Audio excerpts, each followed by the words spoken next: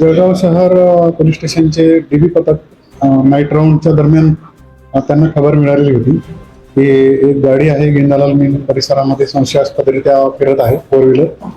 त्यानंतर त्यांनी त्यांचे जे पोलीस स्टेशनचे इन्चार्ज आहेत सागर शेंपी यांना सदर माहिती दिलेली होती. आणि त्यानंतर त्यांनी प्लॅन केला की ती गाडी थांबवून त्याची विचारपूस करायची.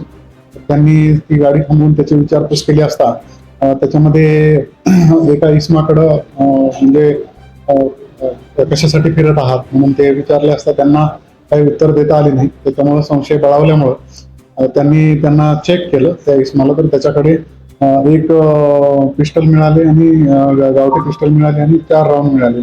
तर आणखी याच्याकडे पण असू शकतात म्हणून आपण त्यांनी डीबी पथक आहे त्यांनी त्यांची गाडी चेक केली 4 व्हीलर. तर त्याच्यामध्ये अजून एक पिस्टल, एक खाली मॅगझिन आणि 6 राऊंड मिळालेले आहेत.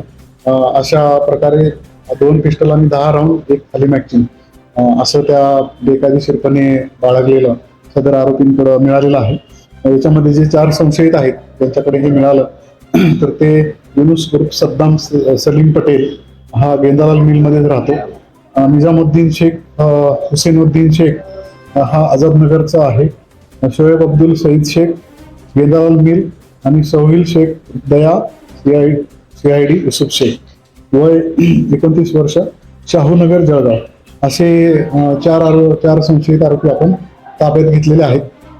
सदर गाडी सुद्धा आपण जप्त केलेली आहे. त्या गाडीत ते मुद्देमाल मिळालेला आहे आणि सदर आरोपींना आज न्यायालयामध्ये हजर केला असता त्यांना 5 दिवसाची पोलीस कस्टडी मिळालेली आहे. त्याच्यावरून आता पुढील तपास हा सुरू आहे. त्याच्यामधला जो सद्दाम पटेल आहे त्याच्यावर एकूण 5 गुन्हे जळगाव शहर पोलीस स्टेशनला दाखल आहे. त्याच्यावर वेळोवेळी प्रतिबंधक कारवाई पण आपण केलेली आहे आणि हा रेकॉर्डवरचा गुन्हेगार आहे, त्याच्याकडे आता हे मिळालेलं आहे. बाकीच्या इतर आरोपींचे जे गुन्हेगारी पार्श्वभूमी आहे हे शोधण्याचं काम सुरू आहे. अजून ते तपासामध्ये सहकार्य करत नव्हते म्हणूनच आपण त्यांची पोलीस कस्टडी घेतलेली आहे. तर आता पोलीस कस्टडीमध्ये ते रिव्हील होईल ते त्यांनी कशासाठी आणलेले होते आणि काय उद्देश होता.